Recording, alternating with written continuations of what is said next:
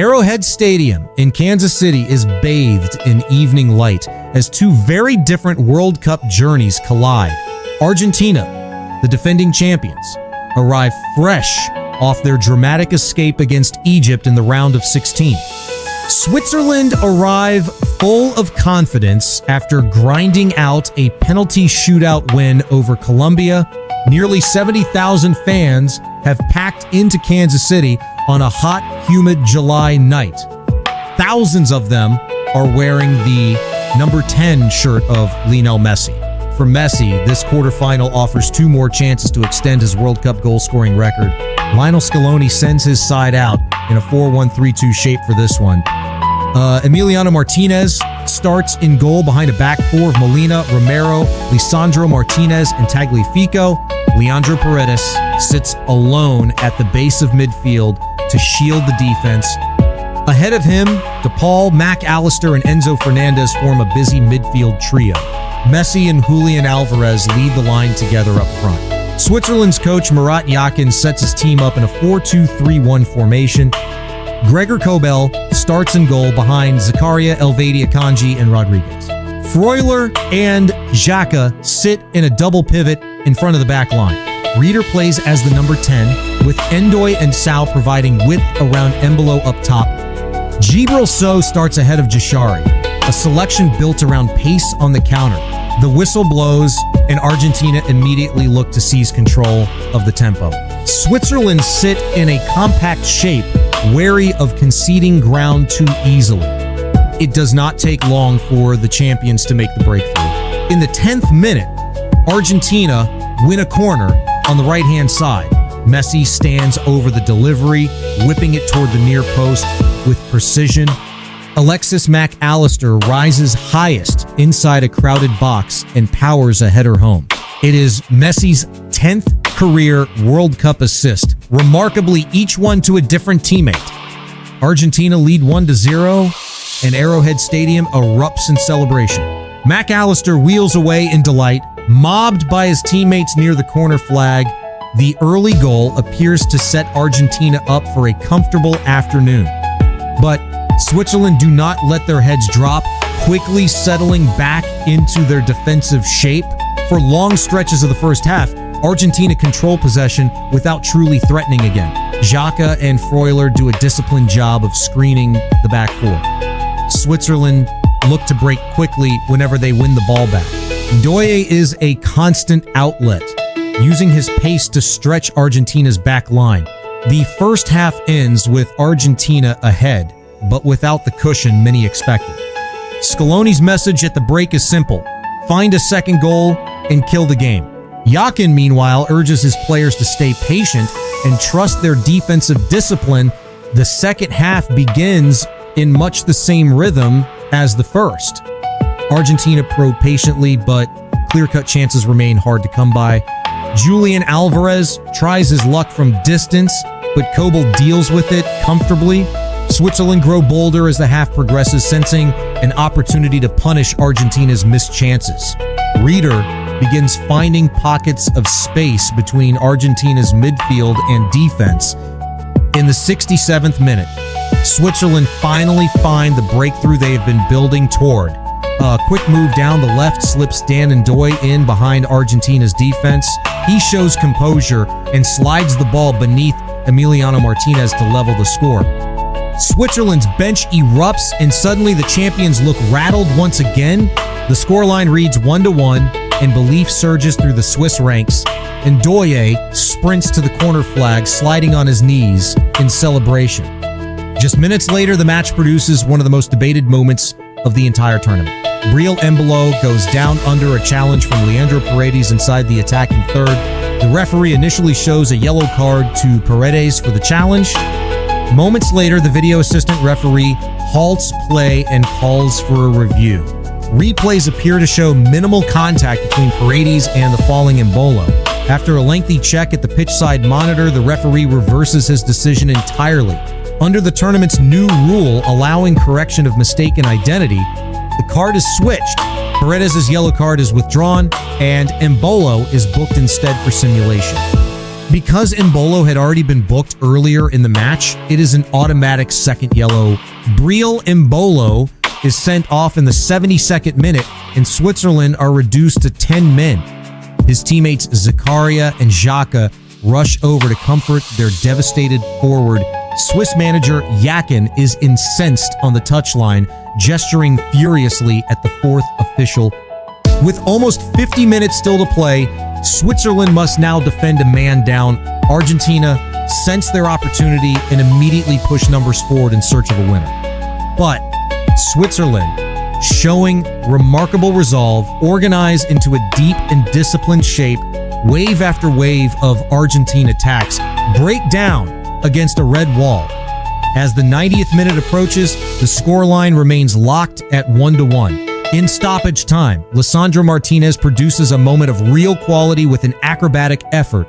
Gregor Kobel reacts brilliantly, flicking the goal-bound effort away at the last moment. It is a stunning save that keeps Switzerland's incredible resistance alive. When the full-time whistle blows, the score remains 1-1 and extra time awaits. Both benches gather their players, aware of the immense examination still to come. 10-man Switzerland have somehow matched the world champions for 90 pulsating minutes. What follows next will decide who reaches the World Cup semifinals.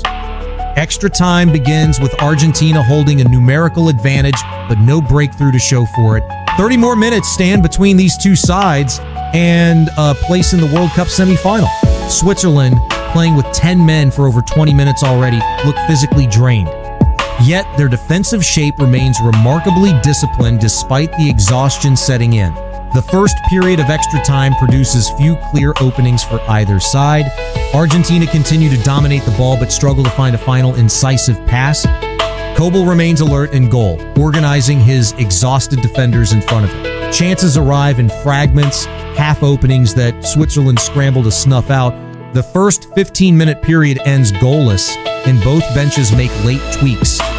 Nicolas Gonzalez is introduced for a tiring Angel Di Maria-esque wide roll, adding fresh energy on the flank. Rodrigo de Paul, who has covered enormous ground across the 90 minutes, is withdrawn to conserve Argentina's legs. Miguel Almada comes on in his place, adding directness and pace to Argentina's midfield. Yakin, for his part, has no fresh legs left to bring on for his exhausted 10 men. Every one of his outfield players is now required to defend with maximum discipline and minimal rest. Scaloni introduces fresh legs, aware that Switzerland's resistance cannot last forever. The second period of extra time begins with Argentina increasing the intensity of their pressure. In the 112th minute, the deadlock is finally broken in spectacular fashion. Julian Alvarez collects possession around 30 yards from goal, with space opening up ahead of him. He takes a touch to set himself before unleashing a ferocious strike. The ball rockets goalward and finds the far upper corner with unstoppable precision. It is a genuine golazo, one of the strikes of the entire tournament. Alvarez wheels away in celebration, sprinting toward the sideline as teammates chase after him. Argentina lead 2-1, and the exhausted Swiss finally look to be cracking. The traveling Argentine support roars with relief as much as joy. Switzerland, down to 10 men and now behind, throw what little energy they have left forward, but their legs are gone and clear opportunities are almost impossible to create.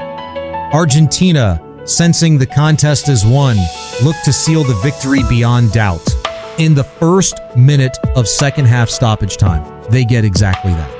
Julian Alvarez wins back possession deep inside Argentina's own half, pressing Xhaka into a mistake. The turnover sends Argentina flying forward on a devastating counterattack. Miguel Almada carries the ball into space before releasing a teammate on the right. The move ends with the ball squared across the face of an unguarded goal.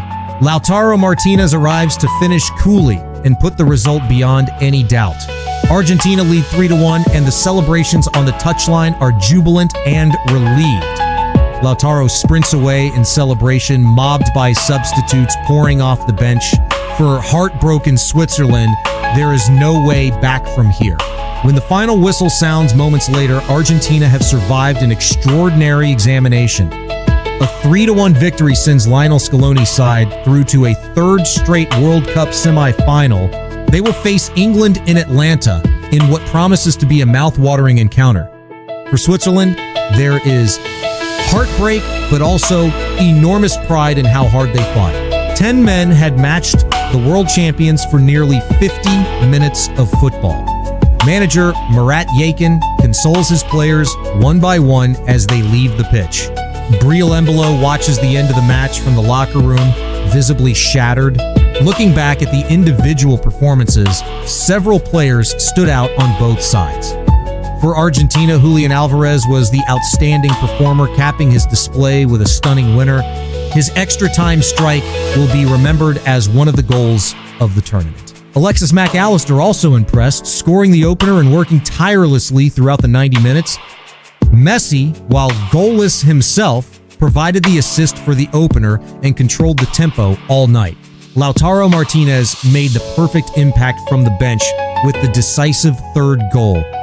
Emiliano Martinez was rarely troubled but produced the composure needed at the back. On the Swiss side, Gregor Kobel was excellent, capped by his stunning extra-time save. Dan Ndoye was Switzerland's biggest attacking threat, scoring a well-taken equalizer. Granit Xhaka and Remo Freuler both battled hard in midfield despite the numerical disadvantage. Breel Embolo's dismissal will dominate the post-match conversation for days to come. The final statistics reflect a tighter contest than the eventual scoreline suggests. Argentina finished with 22 attempts on goal compared to Switzerland's 11. Possession favored Argentina heavily, though Switzerland made every touch count for long periods. For a team playing over a third of the match a man down, it was a heroic effort. Argentina, meanwhile, march on toward a semi-final many predicted from the very start of the tournament. Messi's pursuit of history continues, with 2 more matches to add to his World Cup legacy. This marks the 3rd consecutive knockout match in which Argentina have needed late drama to advance. Scaloni admitted afterward that his side must find a way to settle games earlier in the tournament.